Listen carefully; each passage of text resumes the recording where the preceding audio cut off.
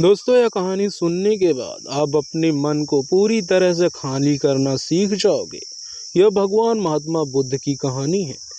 तो दोस्तों, सबसे पहले मैं आपको यह विश्वास दिलाना चाहता हूँ, इस कहानी में अंत तक आपके चेहरे पर एक मुस्कुराहट होगी, क्योंकि इस कहानी को अंत तक ध्यान से सुनने के बाद आप कुछ ऐसा जान लेंगे जो इस जीवन के बदलाव के लिए काफ़ी है।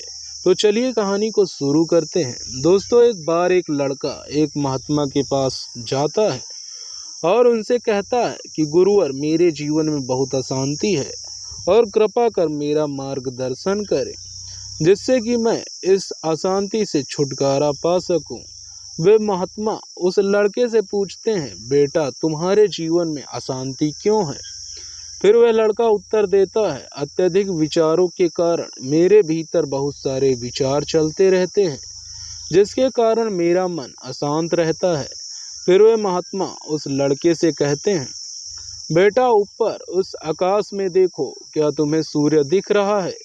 वह लड़का ऊपर आकाश में देखता है और कहता है, जी गुरुदेव, दिख रहा है। फिर वे महात्मा जी उस लड़के से पूछते हैं, अगर तुम लगातार धूप में खड़े रहो तो क्या होगा? फिर वह लड़का कहता है, गर्मी लगेगी गुरुदेव और शरीर में बेचैनी पैदा हो जाएगी।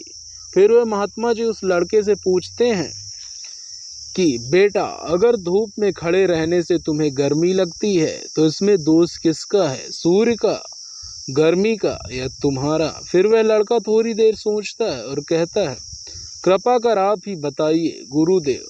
फिर वह महात्मा जी मुस्कुराते हैं और उस लड़के से कहते हैं कि सूर्य का काम है गर्मी देना और गर्मी का काम है गर्मी लगवाना। इसीलिए दोस्त तुम्हारा है, तुम धूप में जाकर खड़े हुए हो, तुम चाहो तो छाया में जाकर बैठ सकते हो।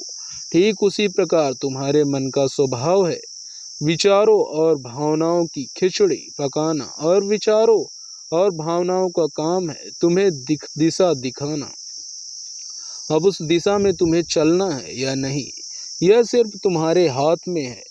देखो, ध्यान से समझो, और भावना समस्याएं नहीं है, बल्कि तुम्हारा उनसे जुड़े रहना समस्या है। सोचो कि तुम धूप में खड़े हो और तुम चाह रहे हो कि तुम्हें गर्मी ना लगे। क्या यह संभव है?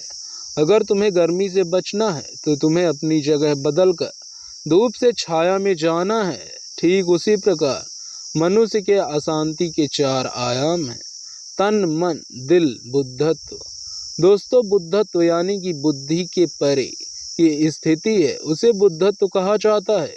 दूसरे और तीसरे आयामों में हमेशा उथल पुथल रहती है, यानी मन के विचार चलते रहते हैं और दिल में भावनाएं होती हैं। ये दोनों ही आयाम बहुत ही शक्तिशाली हैं।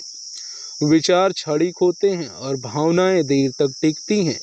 इसे तुम ऐसे समझो जैसे कि कल तुम जिसे खोने से डरते थे, आज वह तुम्हारे पास नहीं है। आज तुम्हें उसकी कमी महसूस नहीं होती है, कुछ समय तक हुई थी लेकिन अब नहीं हो रही है, क्योंकि भावनाओं को अलग होने से थोड़ा समय लगता है। विचार तुरंत बदल जाते हैं, जैसे अभी तुम कुछ और सोच रहे थे और थोड़ी देर बाद तुम कुछ और सोचने लग जाओगे। इन भावनाओं के कारण ही तुम्हें किसी से प्रेम हो जाता है और फिर वही प्रेम नफरत में बदल जाता है, मित्र ही शत्रु बन जाता है। और बाद में वह लड़का उस महात्मा जी से कहता है, गुरुदेव, फिर इसका उपाय क्या है? फिर वे महात्मा जी उस लड़के से कहते हैं, बेटा, उपाय यह है कि तन के आयाम पर काम करना, और यह सबसे आसान तरीका है।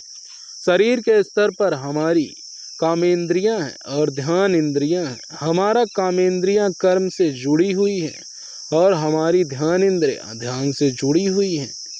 इनके प्रति हम अपनी संवेदनशीलता को बढ़ा सकते हैं, और इसका मतलब यह है कि हम जो भी कार्य करें उसे आनंद के साथ कर सकते हैं। जैसे अगर आप पानी पी रहे हो तो पूरी तरह से पानी ही पियो, यानी पानी पीने में अपना 100% कर दो। फिर लड़के ने कहा, ऐसा करने से क्या होगा गुरुदेव? ऐसा करने से तुम मन और दिल के आयाम से हटकर शरीर के आयाम पर आ जाओगे, और यह बिल्कुल ऐसा है जैसे कि तुम धूप से हटकर छांव में आ गए हो। मन और हृदय के आयाम पर अपना काम चल रहा है, लेकिन तुम्हारी जागरूकता तन पर आ गई है। जैसे कि सुबह उठो तो सूरज की किरणों को महसूस करो और हवा को महसूस करो। आंखें बंद करके पक्षियों की आवाजें सुनो। लगातार तन के आयामों पर काम करने से तुम एक दिन हैरान हो जाओगे कि तुम पक्षियों की आवाजों को कानों से सुन रहे हो, लेकिन तुम्हारा मन शांत हो रहा है। तुमने अपने मन पर कोई कार्य नहीं किया, लेकिन फिर भी वह शांत हो रहा है। इसीलिए पहला उपाय यह है कि हर कार्य को तन के आयाम पर जागरूकता के साथ करना। और दूसरा उपाय है अपने भीतर के नाद यानी सुर को सुनो। कि वह लड़का महात्मा जी से पूछता है, गुरुदेव अपने भीतर के सुर को कैसे सुने? फिर वे महात्मा जी उससे कहते हैं, किसी अशांत जगह पर जाओ जहां कोई शोर न हो और अपनी आंखें बंद करो और अपने भीतर के सुर को सुनने का प्रयास करो। हैरानी की बात यह है कि वह सुर कभी भी बंद होता है और वह हमेशा चलता ही रहता है। फिर वह लड़का पूछता है, तो फिर उस सुर को मैं अभी और इसी वक्त क्यों नहीं सुन सकता हूँ? वह महात्मा कहते हैं कि बाहर के शोर के कारण तुम उसे नहीं सुन पा रहे हो।